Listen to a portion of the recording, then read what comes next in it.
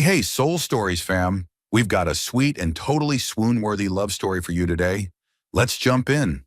Rain drizzled over New York that night, each drop tapping the pavement like a slow jazz rhythm. Near Fifth Avenue, the square bustled with people rushing by, yellow taxis honking nonstop, while Zara dragged her sneakers, the heels worn down so much they looked vintage, the kind no one would ever want to collect. She was exhausted. All day she had been job hunting, from laundromats to fast food joints, only to be turned down everywhere. The little backpack on her shoulder was feather-light, holding nothing but a thick notebook and an old t-shirt. "Well, I guess it's another night at the subway station," she muttered, her stomach growling. But just then, her waterlogged shoes slipped on the stone steps of a luxury hotel. Zara yelped, "Ah!" and pitched forward. She braced herself for the smack of cold pavement, only to be caught by a pair of strong arms. "This cushion is warmer than concrete." The words slipped out before she could stop them, and Zara wanted to sink into the ground from embarrassment. She opened her eyes and the cushion turned out to be a man. Tall, dressed in a crisp Armani suit, with a face straight out of a Forbes cover. He looked down at her with eyes caught somewhere between surprise and amusement. "You okay?" he asked in a deep, warm voice. Zara blinked. Aside from my dignity lying on the sidewalk with me, yes, I'm fine." The man chuckled softly. Behind him, a bodyguard in a black suit stepped forward with a frown. "Mr. Hale, let me move her away." "No need." The man raised his hand. He helped Zara back on her feet and adjusted the coat on her shoulders. "Rain makes everything slippery, not your fault." Hale, Benson Hale. The name lit up in Zara's mind when she caught sight of the giant LED billboard across the street. Hale Enterprises, building homes, building futures. Oh God, she had just fallen into the arms of one of the most famous young billionaires in America. Benson Hale had been on his way to his car after a late-night meeting, but now he found himself studying the girl in front of him. Wet hair clung to her face, her eyes tired yet strangely bright. She looked nothing like the women he usually met. No designer bag, no bold lipstick, just an honesty that made people pause. He pulled out his wallet and held out a few bills. "You should get something hot to eat. It's a cold night." Zara stared at the money. Her throat felt dry, her stomach screamed. But then she lifted her chin with pride. "I don't want charity. I need a job." Benson raised a brow. "A job?" "Yes." Zara gripped her backpack straps tighter. "I can do anything. Cook, clean, wash windows, even sing lullabies to your dog if you have one. I just need proper work, no handouts." The bodyguard behind him cleared his throat, trying not to laugh. This homeless girl was asking for work with her dignity intact, complete with oddly specific examples. Benson was quiet for a moment. A thought crossed his mind. Just last week, his mother had complained about their estate being short-staffed. The longtime housekeeper was planning early retirement. He had been about to call an agency, but hadn't gotten around to it. And now this strange girl had literally fallen into his arms, asking for that exact job. Life really did have a peculiar sense of timing. "My family does happen to need extra help at the house," he said slowly. "The work isn't easy, but it pays well. There's a staff room for live-in employees." Zara's eyes widened. You're serious?" "Serious," he nodded. "I won't promise forever. Trial first. If you do well, you stay." Zara's lips trembled, caught between laughing and crying. A real job, for the first time in months.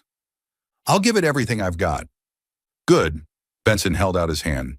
"Then we have a deal." Zara placed her cold, wet hand in his. Strangely, that handshake felt as warm as a fireplace. Inside the SUV, the air was thick with awkwardness. The bodyguard in the front glanced at the rearview mirror, watching the girl huddled with her backpack. Suddenly, Zara broke the silence. "You sure you're not breaking any laws? I mean, taking a stranger home like this sounds straight out of a crime show." Benson glanced at her, the corner of his mouth twitching. "If you were really dangerous, you just missed your chance to steal my car." Zara giggled. "True. Too bad I only know how to burn rice, not cars." Her quip made Benson laugh for real, a rare, warm sound filling the car. The bodyguard blinked at his boss in surprise. It had been a long time since he'd seen Benson laugh that freely. When the SUV stopped in front of the Upper East Side mansion, Zara's jaw dropped. The place looked more like a museum, with glowing gardens and towering glass windows. "This isn't a house, this is a shopping mall," she muttered. "Careful," Benson replied dryly. "Say that louder, and my mother might start charging admission." Zara burst out laughing, half her nerves dissolving. Inside, the aging housekeeper greeted them, raising an eyebrow at the dripping girl. Benson introduced briefly, "New hire, starting today." Zara bowed so deeply she nearly toppled over again. Benson led her to the staff quarters. Nothing lavish, but clean and warm, with a soft bed. Zara stood still, then turned to him. "Thank you. Really, thank you.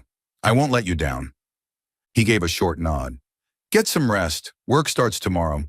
And don't worry, you don't need to sing lullabies to any dogs. I don't own one."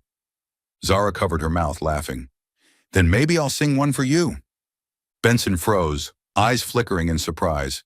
Zara flushed bright red, whipping around and silently cursing herself. "God, Zara, what did you just say?" But Benson only shook his head, lips curving. It had been a long time since he'd had such a strange, yet warm evening. That night, Zara lay in her first real bed in months. Soft yellow light, warm blankets, the scent of clean soap. She opened her notebook and scribbled a line. "Don't ever look up at billboards searching for hope. Sometimes hope is simply the hand reaching out in the rain, asking, 'Want a job?'" Zara smiled, closed the notebook. Outside, the drizzle continued, but for the first time, her heart felt as warm as sunshine. The next morning, sunlight streamed straight through the window, startling Zara awake. It took her a few seconds to remember. She was lying on a real bed, inside a mansion as grand as a museum, not on some cold bench at the subway station. She sat up quickly, reminding herself, "First day of work. Don't mess this up." The butler led Zara into the kitchen, giving a quick briefing. "The young master prefers simple meals, but he still expects a proper dinner. You can try cooking today." Zara nodded eagerly. She decided to start with rice. Safe and easy, right? Except when faced with a gleaming, spaceship-like rice cooker, she kept pressing the wrong buttons. 10 minutes later, instead of fluffy rice, thick black smoke was pouring out. "Oh no!" Zara panicked, rushing around to find the off switch, coughing as she fanned the smoke. The fire alarm shrieked, nearly making the butler's glasses fall off. Just then, the door swung open. Benson had returned to grab a forgotten folder. He stopped at the doorway, taking in the scene. Smoke everywhere. The girl's hair wild, her face smudged, wielding a ladle like a weapon.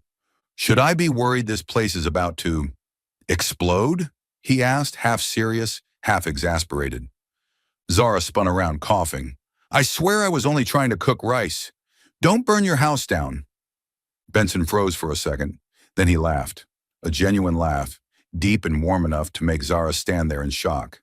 "Give me another chance," Zara blurted, eyes blazing with determination. "I'll make something else. I can actually cook." Benson folded his arms, leaning against the doorframe. "I want to see it with my own eyes."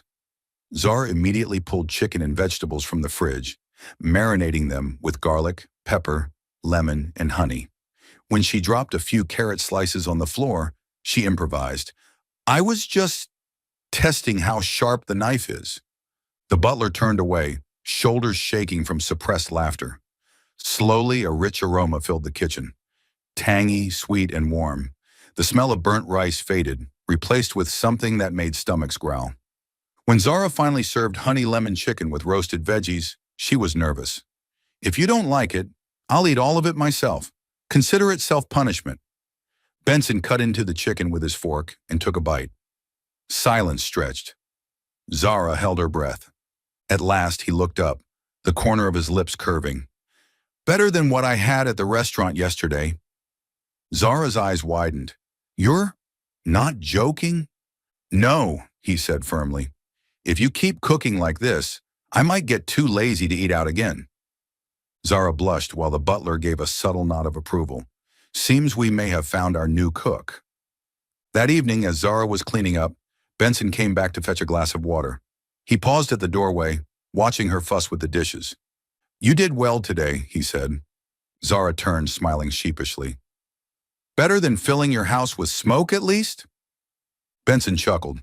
At least this time, I got to eat. They both laughed, the tension melting away. For Benson, a house once filled only with silence now had laughter. For Zara, it was the first time in months she felt truly useful, not pitied but valued. That afternoon, the Hale kitchen was unusually lively. Zara, wearing an oversized apron the butler had given her, was fumbling through her very first batch of cookies as a billionaire's maid. The scent of butter, vanilla, and a hint of smoke, she'd forgotten to turn off the oven a few seconds earlier, drifted through the polished space. At least it's not as burnt as yesterday, Zara told herself, sniffing proudly at her creation. She arranged the cookies on a plate, added a glass of cold milk, and planned to share them with the butler and a few of the security guards. The kitchen door swung open. Zara looked up, expecting Benson. But no. Bright red stilettos clicked sharply against the polished wood floor, trailing an overwhelming wave of expensive perfume. A woman swept in as though the kitchen were a runway. Blonde curls, a glittering bodycon dress, and a designer bag dangling from her wrist. Zara blinked. Wait, did a guest wander backstage by mistake? Excuse me. The woman's voice cut through the air, cold as glass, paired with a raised brow. Who gave you permission to be in this kitchen? And wearing that? Her gaze flicked Zara up and down, stopping at the flour-smudged apron. Zara scratched her head sheepishly. Hello. I'm Zara. Zara? The woman sneered. Sounds as cheap as that budget clothing brand. Zara just nodded cheerfully. Yep, Zara. Not the brand, though, just me. The comeback caught the woman off guard. She planted a hand on her hip, eyes sweeping the kitchen. Let me ask again. Who are you and why are you in Benson's house? Oh, I'm the maid, Zara answered honestly. I just started yesterday. Benson, Mr. Hale, gave me a trial job. The moment Benson's name slipped out, the woman's eyes flashed sharp as a blade. I'm Juliet, Benson's girlfriend. The words rang with territorial claim. Zara's eyes widened. Girlfriend? Oh, so this was exactly like the stories the women at the shelter used to whisper. Sooner or later, the rich guy's model girlfriend shows up and Cinderella gets kicked to the curb. Still, Zara smiled and held out the plate of cookies. Would you like to try one, Juliet? I just baked them. Juliet looked at the plate as though Zara had offered her dirt. You think I'd put that cheap sugar flour mix in my mouth? I eat at Le Bernardin, not some maid's kitchen. Zara awkwardly pulled the plate back, muttering, Well, I've never eaten at Le Something, so I wouldn't know the difference. Juliet laughed scornfully, then flopped into a chair. Do you really think Benson would care about some homeless maid? Don't kid yourself. You're just filler. Understand? A gap I haven't had time to close yet. Zara's eyes went wide. Filler? You mean like cement? The butler, walking in, nearly choked, holding back laughter. Juliet glared, but Zara only smiled innocently, as if the comparison made perfect sense. Just then, the front door opened. Benson walked in, sleeves rolled up, fresh from a meeting. He froze at the sight. Juliet perched grandly at the kitchen table, Zara standing nearby with flour still on her cheek. Benson, Juliet cried, her voice pitching high. Do you know what I found? Some strange girl in your kitchen, parading around in an apron like she owns the place. What's going on? Benson glanced at Zara, then at Juliet. His answer was simple. She's new staff. I hired her. Juliet stiffened. You hired her? As a maid? Yes. Benson poured himself a glass of water, completely calm. The house needed help. She can cook. Cook? Juliet nearly screamed. Are you serious, Benson? You, one of the most successful CEOs in America, brought a subway rat home to be your maid? Zara raised her hand timidly. Actually, I didn't pick through trash. I only slept in the subway station. The butler hurried to wipe the counter, hiding his laughter. Juliet glared at Benson, her voice sharp. What's your angle here? You plan to humiliate yourself in front of high society with this charity case? Benson sipped his water, unbothered. I just need someone to manage the house. Nothing more. Juliet's jaw clenched. She had expected him to soothe her, to say, "This is temporary. Don't worry, you're the one I love." Instead, his silence was cold, firm. You're not even going to defend me against this bargain bin competition? Juliet spat, pointing straight at Zara. Benson set his glass down, eyes like steel. There's no competition here. Juliet, you're overreacting. The words hit Juliet like ice water. She was used to being indulged, used to Benson's politeness. But tonight he didn't defend, didn't flatter. Only that unyielding coldness. Her anger boiled over. Fine, play your little game. But don't blame me when the whole city hears Benson Hale is keeping a maid as his mistress. Zara panicked. Wait, what? No, that's not true. I swear, I only got here yesterday. I can't even turn on the rice cooker yet. Enough, Zara. Benson's voice cut low, steady. He turned to Juliet, gaze sharp as a blade. You're insulting someone who works in my house. If you came here just to cause trouble, you should leave. Juliet froze. Benson had never spoken to her like that. Fine. She tossed her hair, heels clacking as she stormed out. You'll regret this. The door slammed shut. The kitchen fell quiet again, filled only with the lingering scent of cookies. Zara swallowed hard, murmuring, Did I mess something up? I didn't mean to. Benson sighed, arms folding, eyes distant. It's not your fault. Juliet's always been that way. The butler cleared his throat softly, then slipped out, leaving the two alone.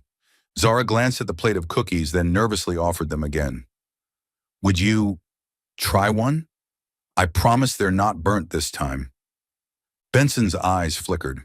In that icy gaze, a faint warmth stirred. He picked up a cookie and took a bite. Silence, then the corner of his lips lifted slightly. Better than I expected. Zara let out a huge breath, grinning. So that means, I still have my job? Yes, Benson replied, his voice low but certain. You still have your job. That night, Juliet stormed out of the mansion in fury. But in the kitchen, where the sweet scent of butter still lingered, another storm quietly began to brew. Not of threats or tears, but of a maid's shy smile and the rare nod of approval from a billionaire who seemed untouchable. Evening settled quietly over the Hale mansion. After dinner, Benson lingered unexpectedly in the kitchen, where Zara was tidying up. He rarely chatted with staff, but his curious gaze made her a little self-conscious. Zara, Benson's deep voice broke the silence. You once said you had to drag yourself everywhere. What did you mean? Zara paused, then gave a small laugh. Oh, that. I meant I couldn't afford the subway. I had to walk miles every day in these sneakers. She lifted her old shoes, the heels worn thin, the soles peeling as if they might come apart any second. Benson stared. And you've kept them? Of course, they've carried me through the hard parts of life. They're my battle companions. Her tone was playful, but then her eyes glimmered mischievously. If you want, Mr. CEO, I could give you a special experience, a tour in these sneakers. Exclusive package. Free for VIP clients only. She expected him to roll his eyes or ignore her. Instead, Benson was silent for a beat, then said quietly, Give them to me. What? Zara nearly dropped her dish towel. Those shoes! I want to try them. Her mouth fell open. Was he serious? 5 minutes later, the butler nearly fainted as he walked past. CEO Benson Hale, in pressed slacks, a crisp white dress shirt, tie still neatly fastened, wearing a pair of ragged, falling-apart sneakers. Let's go, Benson said, arms folded, eyes calm as though this were some solemn ritual. Wait, you actually plan to go outside like that? Zara gasped. Not outside, just around the garden. I don't want to cause a media scandal. Zara burst into giggles. Good call. If the paparazzi got this shot, game over. They started walking along the stone path in the mansion's vast garden. Within minutes, Benson frowned. Why does this hurt so much? Zara grinned. Welcome to my world. The soles are as thin as paper. After 10 blocks, your feet feel like they're being roasted on salt. I can barely handle a few minutes. He shook his head. half complaining, half amazed. You did this every day? Yep. But hey, I didn't need a gym membership. Zara winked. Where do you think I got these muscles? Benson chuckled under his breath. The image was almost absurd. A billionaire, usually chauffeured in luxury cars, now trudging like an old man, each step squeaking pathetically, while the maid bustled beside him, light on her feet. Oddly enough, it felt refreshing. From a distance, the butler tried to stifle his laughter, his face turning red. The sight of his usually aloof employer hobbling around in tattered sneakers would be a memory for life. Zara tilted her head. So, do you get why I treasure these now? Benson stopped, looked down at his feet, then nodded slowly. I get it. They're not just shoes. They're a story. Something softened in his eyes. For a brief moment, Zara glimpsed a different Benson, not the cold CEO, but a man who genuinely wanted to understand a life outside his limousine. They made one full lap of the garden. When Benson finally pulled the sneakers off, he let out a sigh of relief, as though he had survived a mission. Zara reclaimed her shoes, grinning. Congratulations, you've officially completed the Subway Starter Pack. My very first VIP client. Benson shook his head, but the corner of his lips curved. Thank you for the lesson. For the first time, I actually understand what tired feet feel like. Zara hugged the sneakers, eyes sparkling. So that means I still have my job? Yes, Benson said, his voice low but firm. You still have your job. That night, Benson sat in his study. The image of those worn-out sneakers kept surfacing in his mind. Old, ugly, barely holding together. Yet they carried a story of survival and grit. Just like Zara, she wasn't merely a clumsy maid. She carried an entire world he had never stepped into. Late afternoon, after combing through a thick stack of contracts, Benson walked down to the kitchen with weariness etched across his face. His tie sat slightly askew, and faint lines marked his forehead. Zara was bustling over a small pan. At the sound of footsteps, she turned and beamed. Perfect timing. Want to try a $5 dinner? Benson raised a brow. A $5 dinner? Yep, hot dogs. I saw some sausages and buns in the fridge. I know you usually eat steak at those five-star restaurants, but tonight, let's switch it up. A very authentic American street food experience. He studied her for a long moment, ready to refuse, but her eyes shone with such playful challenge and eagerness that he exhaled, resigned.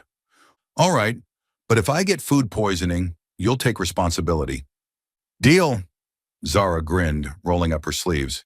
The quiet kitchen soon filled with the sounds of clattering pans. Zara fried the sausages, toasted the buns, and added onions, ketchup, and mustard. She chatted as she worked, words tumbling out like steam from the pan. You know, hot dogs basically kept me alive those months at the subway station. $1 got me something simple. If I was lucky and found a good cart, I figured the universe was looking out for me. Benson leaned against the counter, silently watching. Her hands were clumsy yet quick, her hair a little messy, but her eyes glowed. Somehow the scene made his grand kitchen feel like a real home. Zara placed a steaming hot dog in front of him, slightly crooked, but piled high with toppings. Voila, not Michelin star, just mustard Lynn. Benson arched a brow at the ridiculous pun, but the corner of his lips lifted. He took a bite. The bun was soft, the sausage was crisp and hot, and the mustard was sharp with spice. Simple yet strangely complete. He chewed in silence for a few seconds before murmuring, almost surprised, "This tastes better than fine dining." Zara's eyes went wide, then she burst out laughing. Did I hear that right?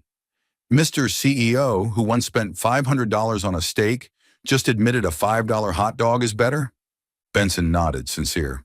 Honestly, maybe because it isn't pretentious. No overdone plating, just simple, real. Zara rested her chin on her hand, voice playful but tinged with thought. Exactly. Happiness is like a hot dog. Doesn't need tuxedoed waiters or vintage wine. Just something warm, at the right moment, with someone to laugh beside you. Benson found himself staring at her a little too long. Something about those words tugged at him, How long had it been since he'd had a meal that felt this comfortable? Zara munched away, still talking between bites. When I was little, my dad used to take me to the hot dog cart near his work. We'd eat and race to see who finished first. I always won, but really, he slowed down on purpose just to make me happy. She smiled, but her smile carried a shade of nostalgia. Benson tilted his head. Your father, he must have been a good man. He was. He taught me joy doesn't come from fancy things. It's in the moments you share with someone. Too bad. I lost him too soon. The air grew quiet. Benson wanted to say something, but Zara broke the heaviness with a grin. At this rate, you'll lose to me. I'm talking and eating faster than you. He chuckled, shaking his head. I don't think I've ever competed in a hot dog speed race. Well, now you have. Welcome to Zara's world. When they finished, the paper plates streaked with sauces, Zara leaned back and patted her stomach. See? A $5 dinner, but it warms you up like a wedding feast? Benson folded his arms, eyes softening. Maybe. You're right. Happiness doesn't have to be complicated. Zara squinted mischievously. See? I don't just cook. I philosophize. I should probably start charging extra. Benson laughed, the sound low and warm, echoing through the vast kitchen. It had been a long time since he'd laughed this much. Later that night, as Zara cleaned up, Benson lingered with a cup of coffee. Her words replayed in his mind. Happiness is like a hot dog, warm, timely, and shared with someone who makes you laugh. And for the first time in years, something inside him felt lighter. Perhaps amid contracts, stocks, and extravagant banquets, it took a clumsy maid with a street hot dog to remind him of life's simplest truth. That afternoon, sunlight streamed through the tall glass windows, spilling across the polished marble floors of the Hale mansion. In the back garden, Zara hummed softly to herself as she carried a basket of table linens out to wash. She felt oddly lighthearted. Never in her life had she imagined she'd become a maid in a billionaire's household. It sounded ridiculous, but at least here she had a warm bed, 3 meals a day, and a real job to do. She was hanging the linens on the line, still dripping with water, when the sharp clack of heels echoed behind her. The heavy scent of perfume arrived even before the woman did. Well, well, a biting voice sneered. This scene suits you perfectly, hanging laundry like the servant you really are. Zara turned. Juliet stood there in a body-hugging dress, heavy makeup painted on, a pair of dark sunglasses perched like a crown atop her head. Zara froze for a beat, then still managed a polite, "Hello, Juliet." Juliet folded her arms, eyes scanning critically. I thought Benson's interest was just a passing whim, but here you are, still clinging on. Pathetic. Zara pressed her lips together, ready to return to her work, but Juliet strode forward, yanked the basket from her hands, and threw it to the ground. Pick it up, Juliet ordered, voice sharp like a mistress to a servant, and scrub this patio with your hands, no mop. Zara blinked in confusion. But I was already working. What did you just say to me? Juliet leaned in, her face so close Zara could smell the perfume. You do what I tell you. Or do you think a couple of hot dogs and that naive little smile will get you into Benson's bed? Zara bit her lip, stepping back. She crouched down to gather the linens, her hands trembling. Humiliation burned inside her. But fighting back would only cause more trouble for Benson. Juliet stood with her hands on her hips, eyes narrowed in contempt. Good girl. Get on your knees, scrub every stone. I want to see your face smeared with dirt, so you'll remember your place. Zara squeezed the wet cloth so tightly that it dripped between her fingers. For 1 second, she wanted to hurl it at those glossy designer heels, but she took a deep breath, forcing herself to hold back. Just then, a low voice cut through the tension from behind Juliet. What's going on here? Both women jumped. Benson stood at the garden entrance, phone still in his hand, his eyes cold as winter wind. Juliet quickly spun around, pasting on a smile. Benson, I was just helping her. She was being lazy, so I reminded her. Reminded her? Benson interrupted, his voice like a blade. I just saw you throw her things on the ground and order her to kneel. Juliet faltered, then rushed to cover. Darling, I was only doing it for you. To remind her of her place. You don't want a new employee getting arrogant, do you? Zara immediately interjected, voice small. It's okay, I can do it. Please don't be angry, Mr. Hale. Benson's gaze softened as he turned to her. Zara, quiet. This isn't your fault. His eyes snapped back to Juliet, hard as steel. His voice dropped, each word deliberate. In my house, no one disrespects my staff. Juliet's face went pale. Benson, are you defending her? This cheap maid? Yes. He stepped forward, his presence looming. She works here.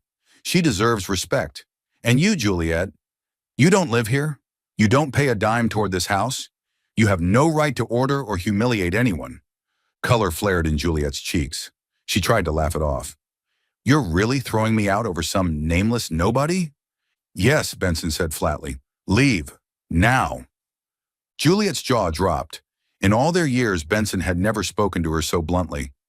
You'll regret this, she hissed, eyes blazing, before storming off, her heels striking the stone path like gunshots. The garden door slammed shut. Silence fell again. Zara still stood frozen, clutching the wet cloth, her heart pounding. Mr. Hale, I'm sorry, I didn't mean to cause trouble. Maybe I should quit before... No. Benson's reply was instant, firm. His gaze steadied on her, calm but unyielding.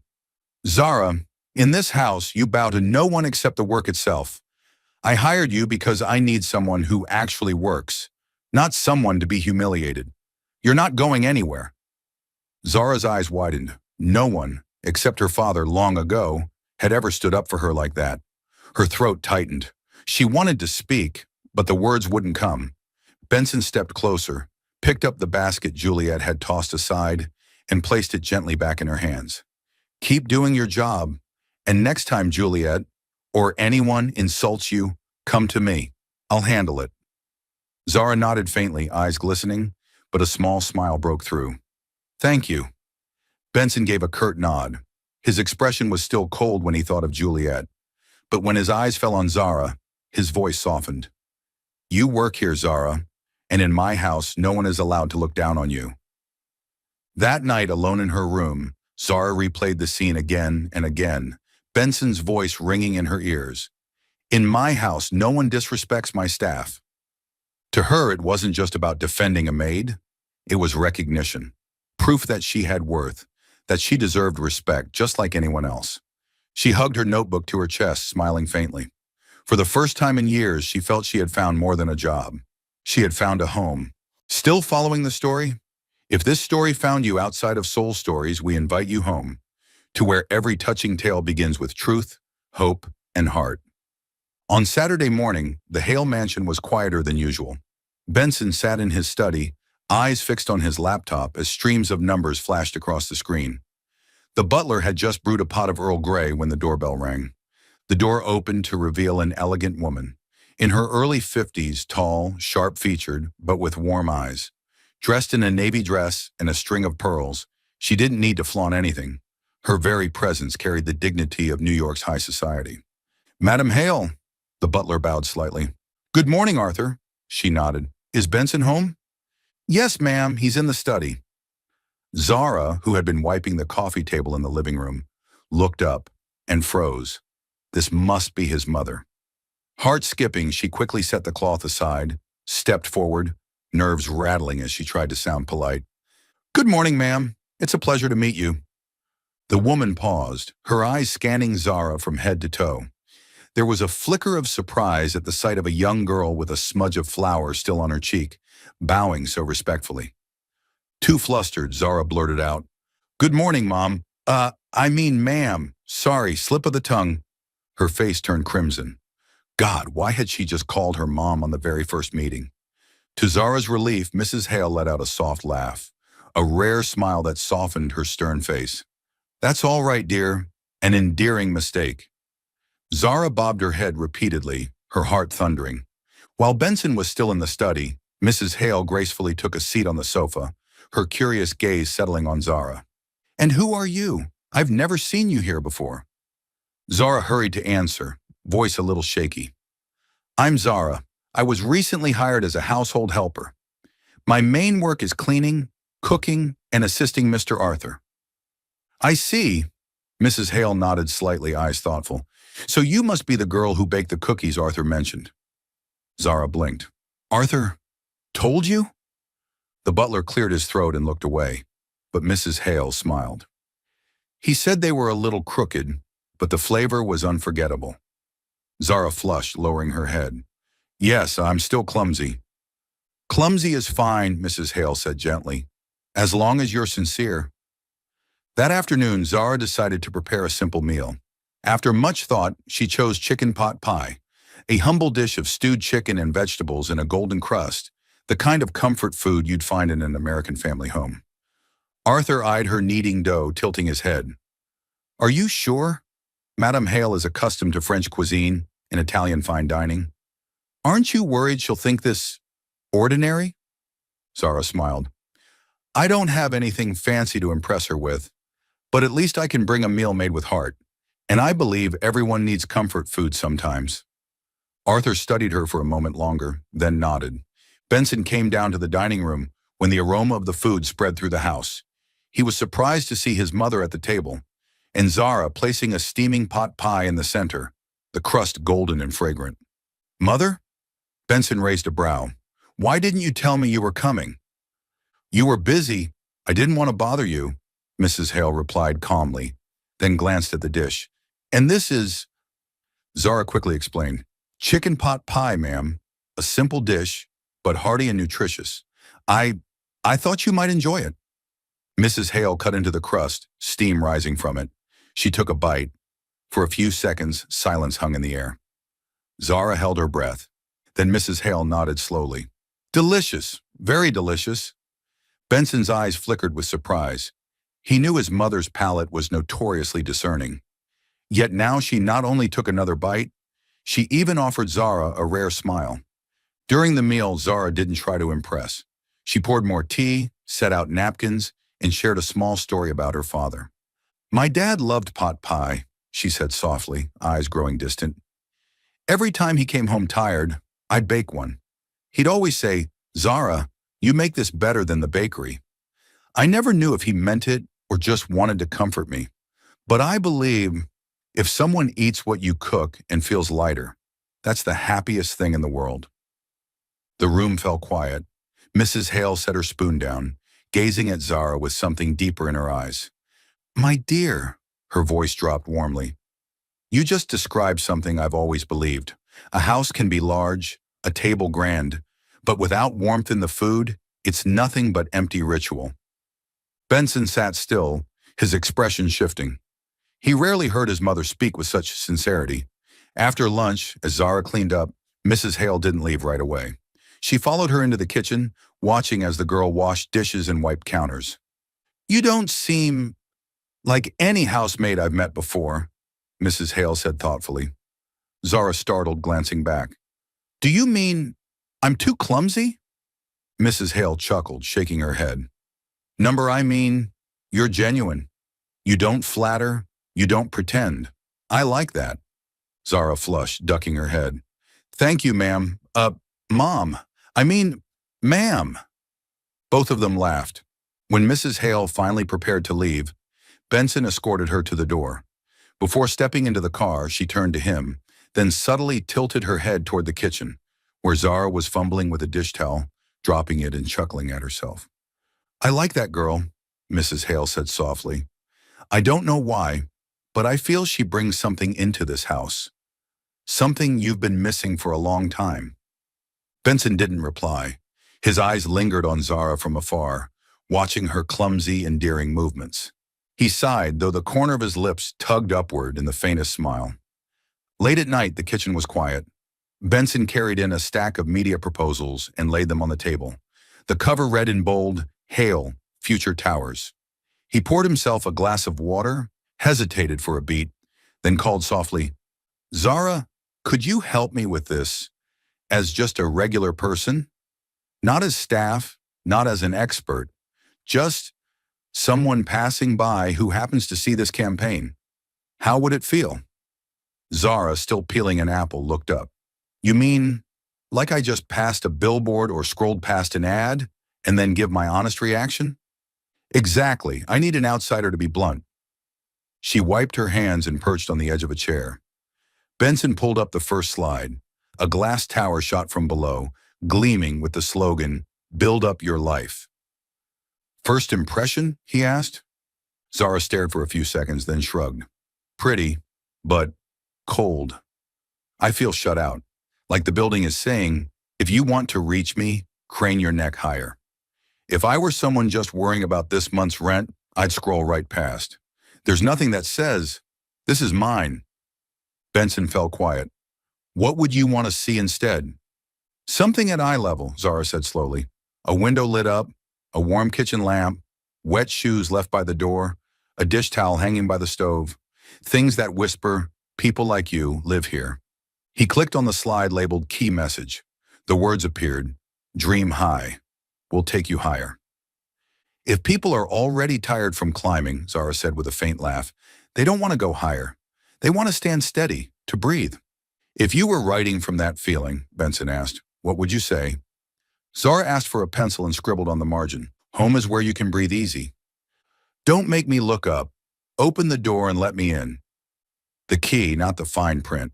Fine print? Benson frowned. Hidden fees, tricky terms, Zara explained. The biggest fear for low-income buyers is being trapped.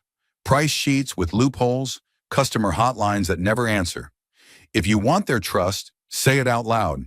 Every fee printed big, a 24/7 hotline answered by a real person, and tours that walk straight into the kitchen. Why the kitchen?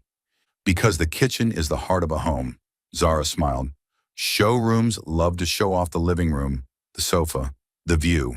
But ordinary people want to know, can this kitchen fit a big pot? Is there a place to hang a towel? Does the light feel warm at night? You're selling the feeling of living, not just square footage. Benson nodded, flipping to the customer persona slide. Stock photos of a grinning couple in suits. Let me make it real, Zara said, jotting notes beside the images. Maria, night shift worker, single mom, loves cheap chili that fills you up, needs space to hang baby clothes every evening. Deshaun works 2 jobs, loves basketball, and has to get home by 9:30 p.m. to read to his little sister. Add habits, smells, schedules, then the characters have a heartbeat, she said, and when they have a heart, they'll listen. Benson's pen froze as though he'd just stumbled on a true insight. And the name Future Towers? Pretty but distant, Zara replied. Try Warm Lights, because everyone understands the joy of coming home to see the lights on. She flipped the cover and wrote, Warm Lights. Home starts at eye level. Turn on the light. I'm home. Benson fell silent for a long moment, then broke into a smile he couldn't quite hide. This is the first name in weeks that actually makes me want to come home early. To eat a $5 hot dog, Zara teased. To fix the whole campaign, he answered evenly. They both laughed. Benson circled back to his original question. If you were scrolling and saw a 15-second ad, what would make you stop? The click of a light switch, Zara answered instantly. Then warm light spilling over a small kitchen, a voice saying, have you climbed high enough to strain your neck? Come back down to eye level. And at the end, a pair of hands dropped keys on the table beside a steaming bowl of soup. Logo fades in, big and clear. No hidden fees, ever dot. And how would you feel after watching? Invited, she emphasized. Not lectured, not judged. Just kindly invited. Benson leaned back, his eyes softening. Thank you. That's exactly what I needed. An honest passerby's heart. Zara shrugged. I only said what I used to want to hear back when I was walking back to the shelter. He studied her, voice dropping. You still carry those days in the way you see things. Yes, Zara smiled faintly. And I write them down. She slid her battered notebook toward him. Slogans I scribbled back in my unfinished communications classes. But the spark never went out. Benson flipped through the pages, reading lines that were raw but striking. He looked up, eyes full of respect. Zara, these could be the emotional backbone of the entire campaign. I would like to invite you to join the user testing group as the voice of the audience. And if you want to return to school, I'll support your decision. No conditions, no strings, Because the right person should be in the right place. Zara was silent, the kitchen's golden light washing over her face. I appreciate that you listened to me as just a person. As for going back to school, I want to, but slowly. I need to stand steady first.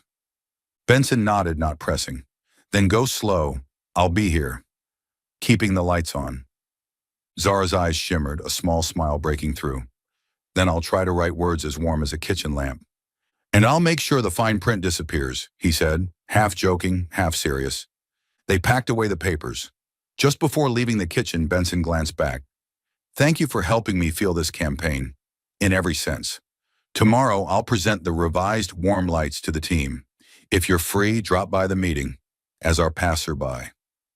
Zara hugged her notebook and nodded.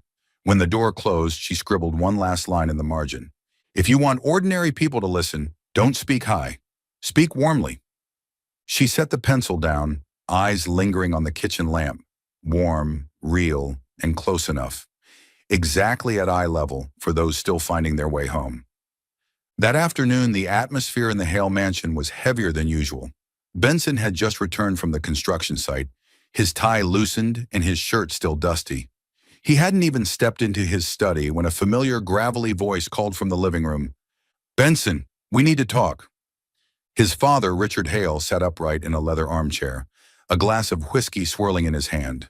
His expression was stern, pale blue eyes calculating. You've delayed the engagement with Juliet again, Richard said bluntly. You know how crucial the contract with the Udo family is. One marriage, Benson, and everything falls into place. Their empire joined with ours, construction and media. Our dominance will be steel solid. Benson set his briefcase on the table, his voice calm but edged. I've told you many times, I don't love Juliet. I will not marry her. Love, Richard let out a scornful laugh. Love doesn't build empires. Contracts do. Juliet may not be your type, but she brings wealth and backing. You're running dozens of projects. You need that power. Benson's fists clenched. I'm not a project, Father. I'm your son, a human being. I won't sell my life for a contract. The air in the room thickened. In the kitchen, Zara had been wiping down the counter. She froze as she caught their words. Her stomach twisted. They were fighting because of her. Juliet, the Udo deal, the contract, all circling back to the maid who didn't belong. Heart racing, she tugged off her apron. I need to leave before I cause more damage. Son, Richard lowered his glass, his voice cold as steel. You're letting some nameless girl with no family insert herself into your career. Juliet has been in tears with your mother. Soon the whole city will gossip. Benson Hale, New York's brightest CEO, threw away a strategic alliance for a maid. Benson narrowed his eyes. If that's what you call strategy, I don't want it. You'll regret this, Richard's voice thundered like a gavel striking wood. You're gambling away this company's future. I built this empire with blood, sweat, and tears. All you need to do is sign a paper, marry Juliet, and the empire stands unshaken for 30 more years. How can you be so foolish? Benson rose to his full height, his voice low, steady but charged with fire. I won't be a puppet, not for the Udos, not for you. I am not a business project. Father and son glared at one another, one clinging to power, the other to the right to live truthfully. Zara stepped hesitantly out of the kitchen, clutching her apron. Mr. Hale, she whispered. Both men turned toward her. Benson's eyes flickered with alarm, but Zara lowered her head and rushed out. I'll leave. I don't want to bring trouble to your family. Please rest assured, I'll pack tonight. Zara, Benson cut in sharply. His voice rang with fury as he turned to his father, eyes blazing. Do you see? This pressure you're forcing is humiliating her. You're not only trying to control me, you're driving an innocent woman out of this house. Enough. Zara bit her lip, trembling, unable to speak further. Richard's brows arched. So this is it. You defy your father to protect her? Benson, you're letting feelings cloud your judgment. A girl like Zara, she brings nothing but trouble. You're wrong, Benson said, his tone ice-edged. She's given me something money and contracts never could. Truth. She speaks plainly when every boardroom is full of yes men. She's shown me how ordinary people see what we build, something we've forgotten for too long. Richard's grip tightened around his glass, his voice harsh. If you refuse this marriage, the Udos will withdraw all their funding. Our stock will collapse. Can you shoulder that? Benson stepped closer, meeting his father's stare head on. I can. What I won't shoulder is a false marriage. If this company can only stand because of a wedding contract, then maybe it isn't as strong as you think. The tension was suffocating. Richard shot to his feet, his face crimson. You are not the son I raised. Benson didn't flinch. Maybe not. I'm not a machine. I'm not your chess piece. I'll live my own way. Zara stood frozen, clutching her apron, eyes shimmering with tears. She had never seen Benson, usually so cold in business, burn with such raw emotion. Zara! Benson turned to her, his voice softening but firm with conviction. You're not going anywhere. This is my home. And here, you are respected. Her heart tightened, torn between fear and warmth. She nodded faintly, though dread churned at the storm that surely lay ahead. Richard's breath came hard and fast. Finally, he threw on his coat. You'll destroy everything. I won't let this stand. Benson's answer was short, unshaken. If I must choose, I'll choose truth, not power. The slam of the door echoed like a judge's final decree. The room fell silent. Benson sank into a chair, weary but with eyes still ablaze. Zara hovered behind him, whispering, You shouldn't defy your father because of me. Benson lifted his gaze, his deep eyes locking on hers. I'm doing this for myself, because we deserve to live honestly, not as pawns in someone else's game. Zara bit her lip, tears spilling freely. For the first time, she began to believe. Maybe she was more than just a maid in this house. Monday morning, Hale Tower buzzed with unusual commotion. Benson's phone rang nonstop, his screen flooded with messages. He frowned, stepping out of the elevator, when his assistant rushed over, pale-faced. Sir, Juliet is live streaming. The entire internet is exploding. Live streaming? Benson tilted his head. The assistant held up a phone. On screen, Juliet sat in a lavish bedroom, draped in a blazing red dress, lips glossy, voice shrill and sharp. You all need to know the truth. Benson Hale abandoned me, his official fiancé, for some homeless tramp. Yes, a homeless maid, a gold digger. She pretends to be pitiful, pretends to be helpless, just to live in his house, cooking, smiling stupidly. And now she's trying to steal my place. Doesn't the Hale family deserve better than this? Her voice grew more frenzied, her gestures wild. Every distorted expression is broadcast in crystal clarity. Benson sighed, shutting off the phone. Pathetic.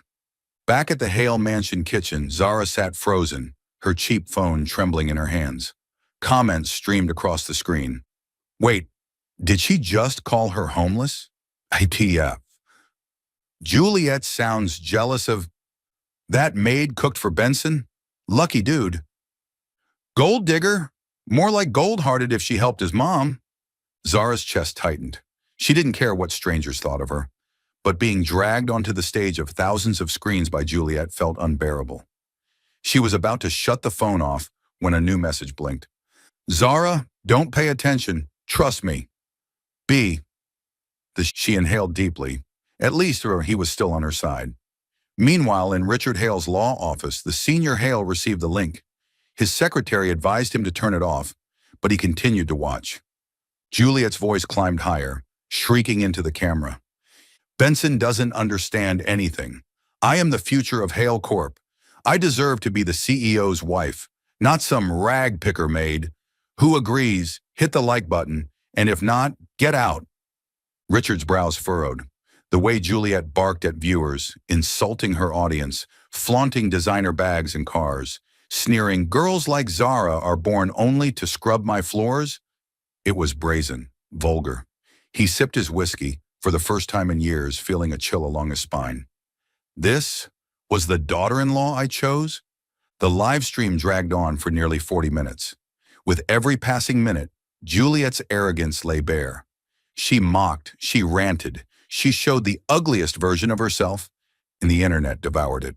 That evening, Benson returned to the mansion. Zara still sat at the dining table, dark circles under her eyes, her battered notebook resting on her lap like a fragile shield. "You saw it, didn't you?" she whispered. "I did," Benson said, settling opposite her. His voice was steady, firm. "And so did everyone else. It wasn't you. She exposed herself." Zara bit her lip. "But I don't want your family's name dragged through the mud because of me." Benson shook his head, eyes locking on hers. "Honor isn't lost because of a woman who scrubs floors. Honor is lost when we prioritize arrogance over protection, and I won't do that." The words wrapped around her like a blanket, warming the fear in her chest. At the same time, in his office, Richard Hale placed his phone down after watching the full cut of Juliet's tirade. He sat in silence for a long while. Finally, his secretary asked softly, "Sir, shall we spin the coverage? Push the narrative in Juliet's favor?" Richard waved a hand, his voice low. "The more we push, the more it unravels. Juliet is unworthy." It was the first time he admitted it aloud. That night, the news cycle replayed clips of Juliet's meltdown. Anchors smirked as they asked, "Billion-dollar wedding or a circus?" The public now questions whether Juliet Udo is truly fit for the Hale family after her on-air tirade against employees and the homeless. At the mansion doorway, Benson leaned against the frame, watching Zara rinse dishes in the kitchen sink. His voice was quiet, steady. "See? Truth has its way. I don't need to defend us. Juliet unmasked herself." Zara looked up, worry still flickering in her eyes. But inside, a small flame burned. For the first time, the world wasn't laughing at her. For the first time, they seemed to be on her side. That morning, the top-floor boardroom of Hale Tower was strung tight as a bow. On the glossy walnut table lay neat stacks of contracts, proposals, and draft agreements. At the head of the table, Chief Udo, a heavy-set man in a wine-colored suit, rapped his gold ring against the wood with sharp impatience. "Richard," he boomed, "you know the terms. Juliet and Benson's marriage seals our alliance. No wedding, no contract. Simple." Richard Hale, his silver hair combed back, his face as cold as granite, sat upright in his chair. Around the table, senior directors exchanged nervous glances, beads of sweat collecting on their brows as if they were soldiers awaiting a sentence. A long silence. Then Richard set his pen down, exhaling slowly, and raised his gaze to the man who had been his partner for decades.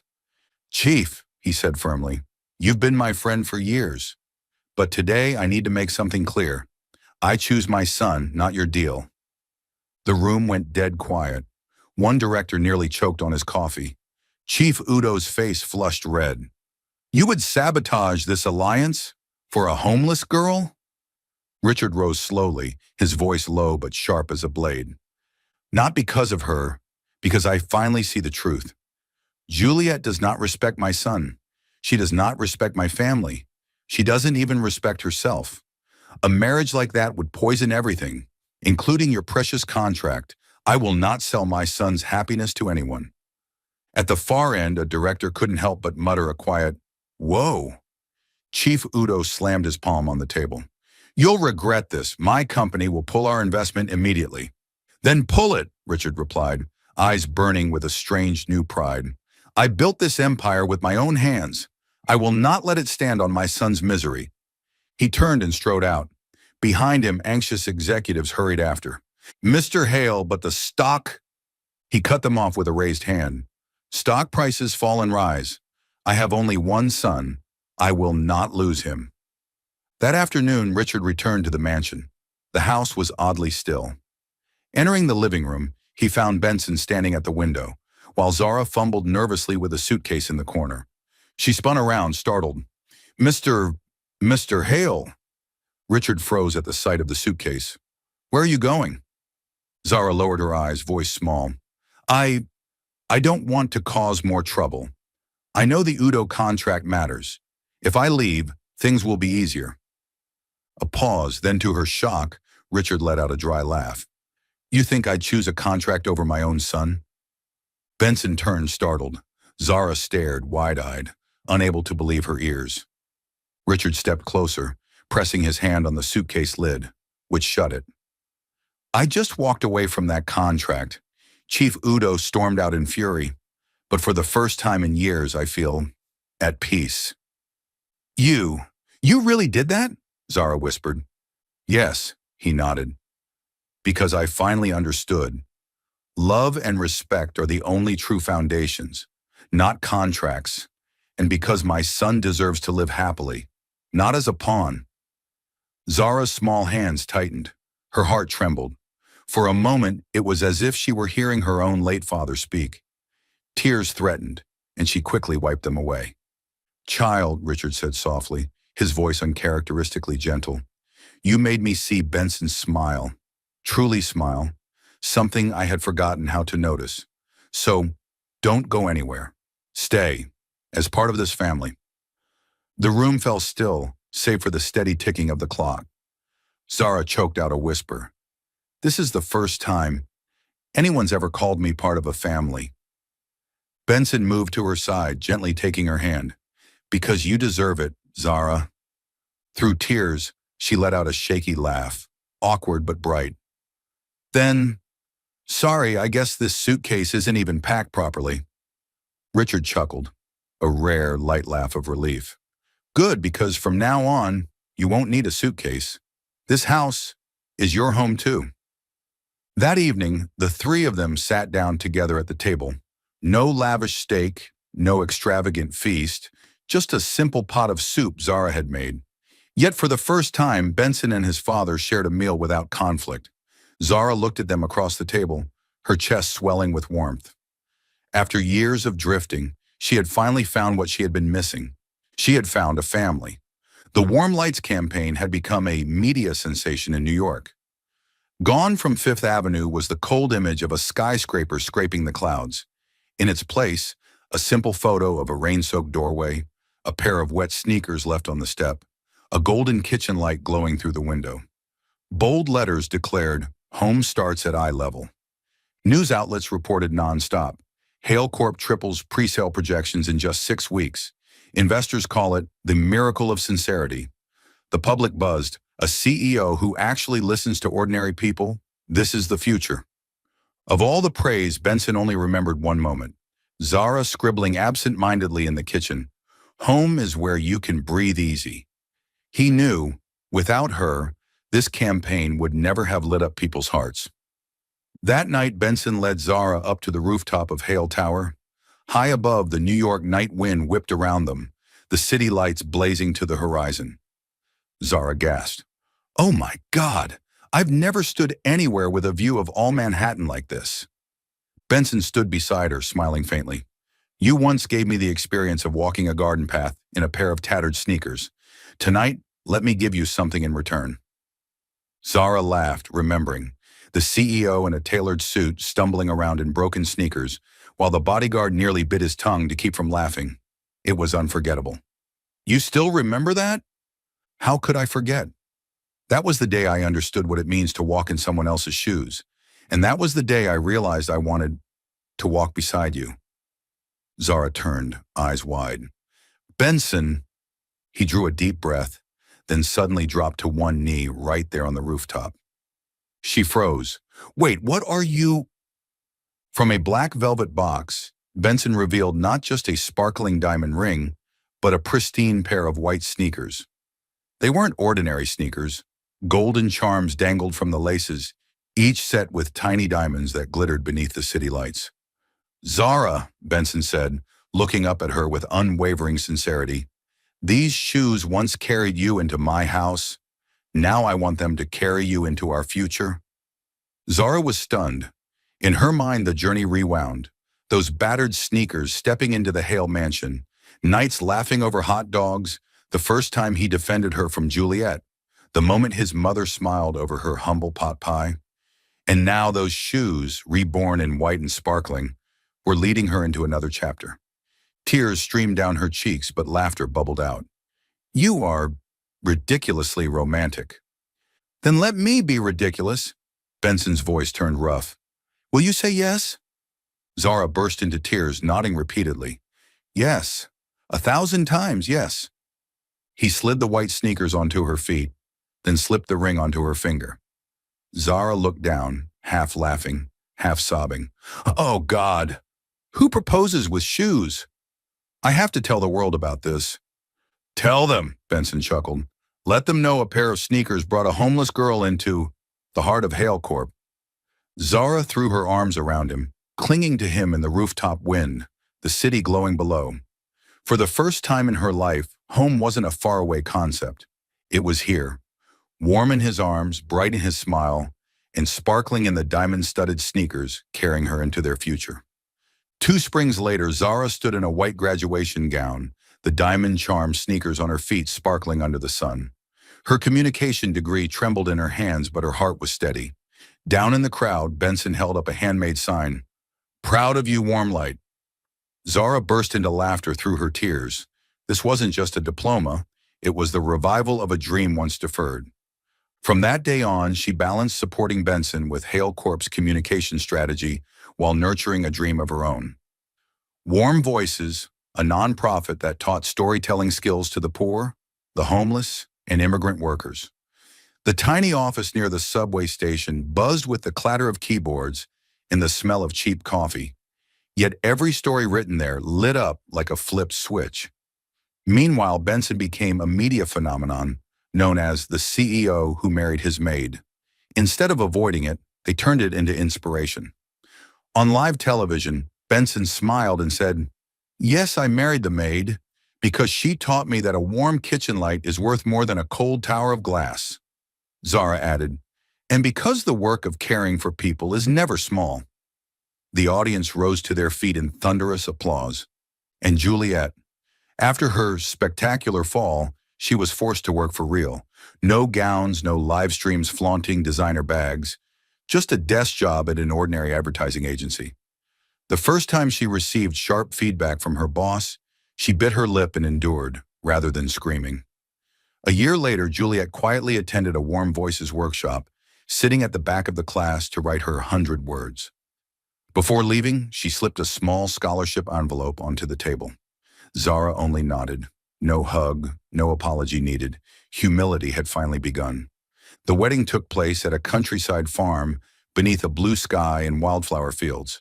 No expensive champagne, just a hot dog stand on the grass, a wooden sign reading, $5 first date, on the house. Guests roared with laughter when Richard Hale, the groom's father, appeared in a tailored suit, wearing white sneakers. House dress code, he declared. Anyone who objects eats 2 hot dogs. Benson's mother beamed, her eyes shining, as she watched her son walk hand in hand with his bride down an aisle of blossoms. Zara was radiant in a simple flowing gown, her diamond sneakers glittering as proudly as her smile. Their vows made everyone laugh through their tears. Benson, I promise I'll always turn on the kitchen light before you come home. Zara, I promise to print every fine print in big bold letters so we'll never misunderstand each other. Both. And we promise to always keep hot dogs at 2 a.m. Laughter and applause mingled with the glow of fairy lights strung across the meadow. That night, after the party wound down, Zara sat on the grass, her wedding dress pooled around her, sneakers gleaming. Benson sat beside her, their fingers entwined. Out in the distance, guests still laughed, and Arthur was still grumbling about running out of buns. Isn't it strange, Zara whispered, that it all began with one fall? Benson tilted his head, his eyes sparkling. Not strange at all. The day you fell into my arms as a maid was the best accident of my life. Zara laughed, tears spilling down her smiling lips. Behind them, the farmhouse lights glowed warm and steady. Warm lights, casting a promise across the night. From this moment on, every step, every story would shine together.